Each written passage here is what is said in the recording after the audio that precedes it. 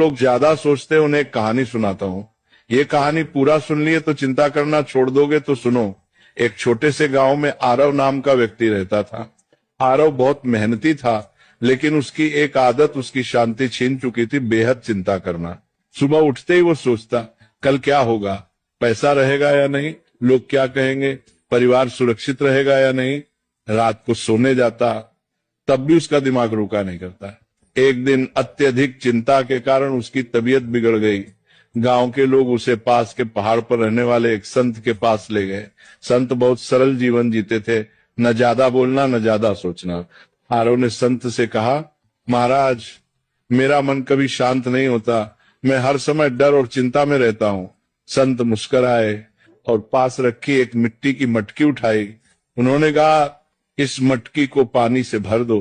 आरव ने मटकी भर दी। फिर संत बोले, अब इसे सिर पर रखो और चलो, लेकिन एक शर्त है, अगर एक बूंद भी गिरी तो तुम असफल हो जाओगे। आरव पूरी तरह मटकी पर ध्यान लगाकर चलने लगा। रास्ते में लोग उससे बातें करते रहे, आवाजें आती रही, लेकिन आरव ने कुछ नहीं सुना। वह सिर्फ मटकी पर ध्यान देता रहा। कुछ देर बाद संत ने कहा, रुको, अब बताओ रास्ते में कितने लोग मिले। आरव बोला, महाराज, मुझे कुछ पता नहीं, मैं तो बस मटकी बचाने पर ध्यान दे रहा था। संत ने शांत स्वर में कहा, यही संत होने की शुरुआत है।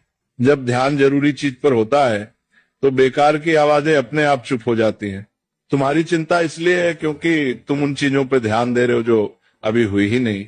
फिर संत ने आगे कहा, जो तुम्हारे हाथ में है कर्म, उसे ईमानदारी से करो। जो तुम्हारे हाथ में नहीं, भविष्य से भगवान पर छोड़ दो।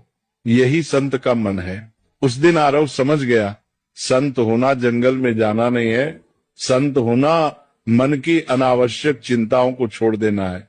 धीरे धीरे आरव ने चिंता कम की, वर्तमान में जीना सीखा, और वही व्यक्ति जो कभी बेचैन रहता था, अब दूसरों को शांति की सीख